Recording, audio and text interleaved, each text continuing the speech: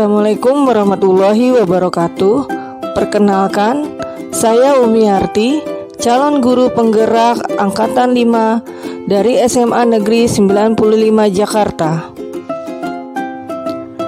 Pada kesempatan kali ini, saya akan memaparkan demonstrasi kontekstual pada modul 1.4, yaitu praktik segitiga restitusi.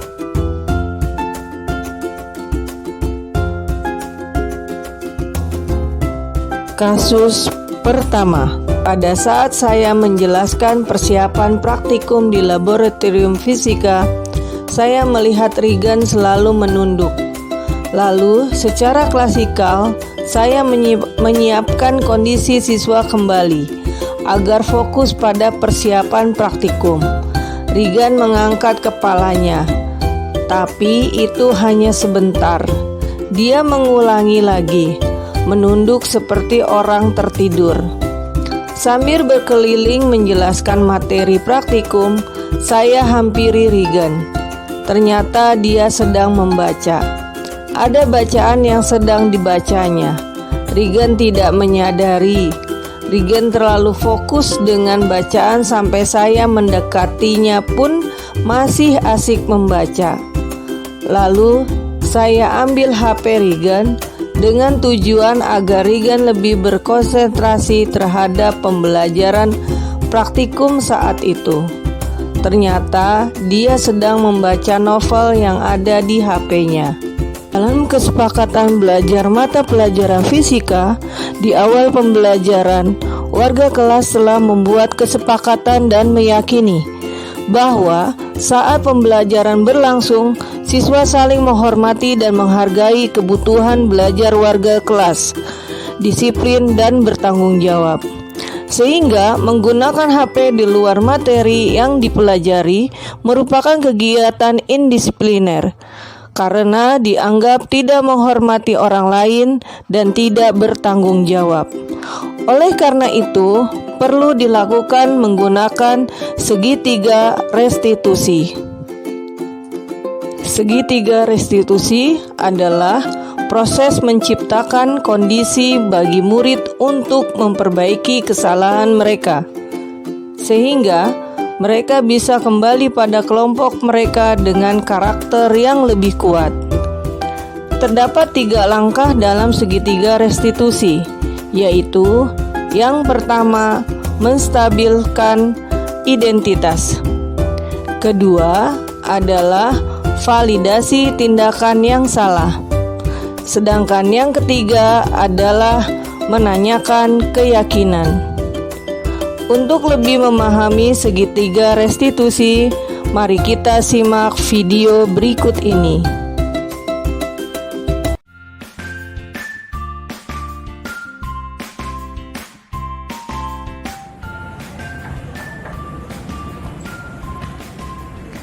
Assalamualaikum, Bu. Waalaikumsalam.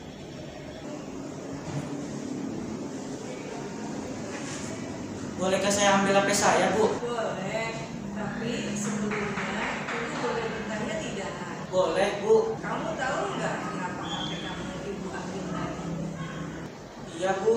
Maaf ya, Bu. Pada saat Ibu sedang menjelaskan persiapan praktikum yang akan kita lakukan, saya malah asik membaca novel di HP, Bu. Oh begitu. Ternyata kamu juga seneng ya baca novel.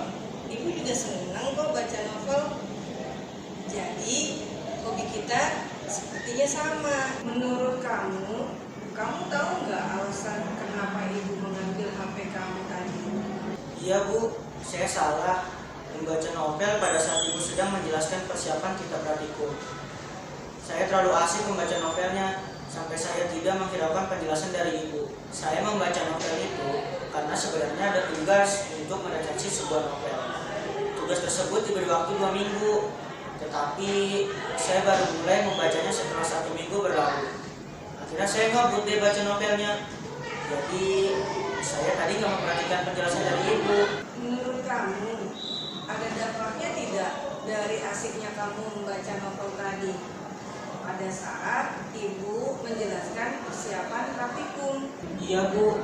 Akhirnya saya tidak paham apa yang harus saya kerjakan pada saat praktikum tadi. Sehingga saya hanya diam karena bingung apa yang mau saya kerjakan di kelompok praktikum tadi.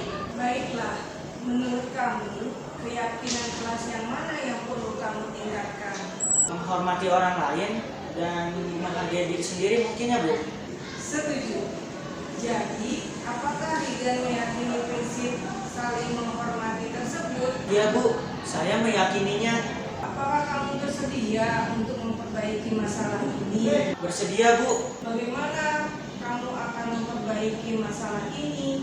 Saya akan mengerjakan tugas yang diberikan guru tanpa menunda-nunda sehingga tidak mengganggu di pelajaran lain.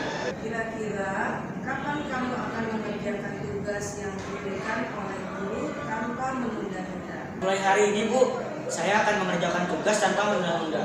Ada lagi yang harus dilakukan, Rigan. Saya minta maaf kepada Ibu atas kejadian di kelas tadi dan berjanji tidak akan mengulangi lagi. Sekali lagi, mohon maaf ya Bu. Permohonan maafmu Ibu terima. Sekarang kembalilah ke kelas untuk mengikuti pelajaran selanjutnya dan lakukan apa yang kamu sampaikan tadi. Ini HP-mu nak, gunakan pada waktu yang tepat. Ya Bu, terima kasih. Saya kembali ke kelas dulu ya Bu. Oke, belajar yang sungguh-sungguh ya nak. Suatu hari kamu pasti menjadi orang yang hebat. Kasus kedua. Bel pulang sekolah berbunyi. Semua guru keluar dari ruang kelas masing-masing. Begitu juga dengan Ibu Paryani dan saya sebagai guru kelas 10 di SMA Negeri 95 Jakarta. Ibu Paryani memanggil saya dan bercerita bahwa Syahid tidak masuk belajar pada pembelajaran ekonomi yang diajarkan oleh Ibu Paryani. Syahid bolos. Sebagai wali kelas Syahid, saya lalu berjanji akan memanggil Syahid esok hari.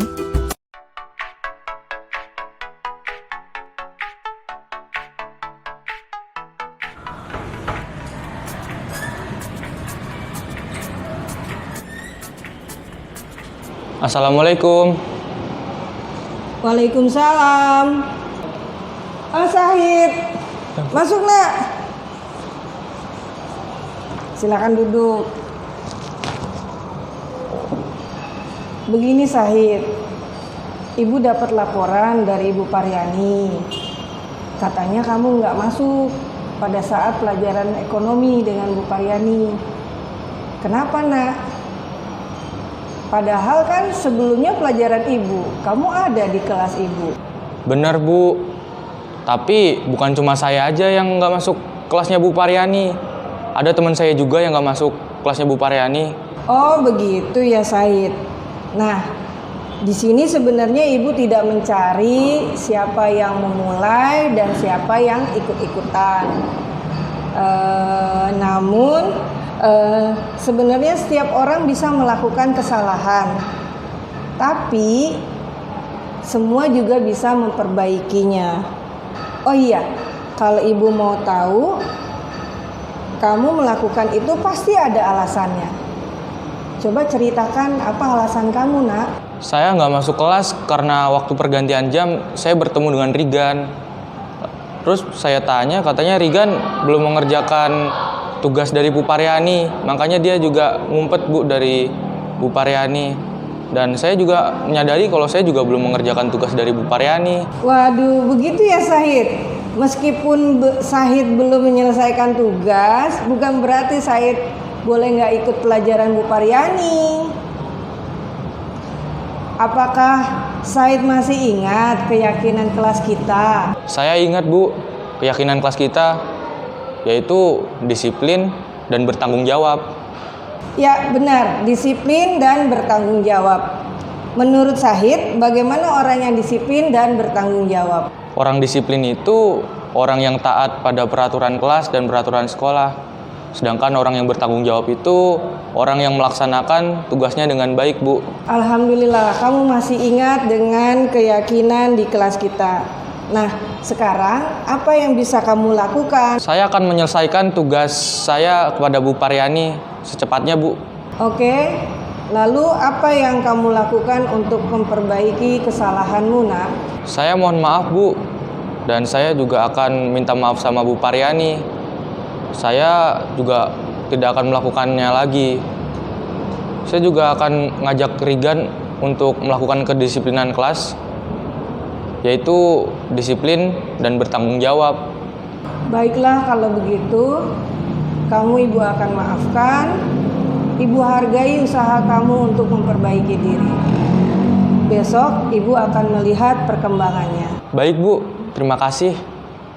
Nama saya Muhammad Rigan dari kelas 11 IPA 4. Saya merasa tidak terancam di saat guru menghukum saya, karena guru tidak memojokkan siapa yang salah. Dan guru membantu mencarikan solusi dari masalah yang kita alami. Nama saya Syed Ismail dari kelas 11 IPS 2. Menurut saya, siswa yang bolos pelajaran kelas merupakan tindakan yang tidak terpuji. Saya sangat beruntung memiliki guru seperti Ibu Miati yang memberikan teguran dan edukasi terhadap saya agar kedepannya saya tidak mengulangi kejadian itu. Demikianlah paparan saya tentang segitiga restitusi. Mohon maaf jika ada yang salah. Wabillahi taufiq wal hidayah. Wassalamualaikum warahmatullahi wabarakatuh.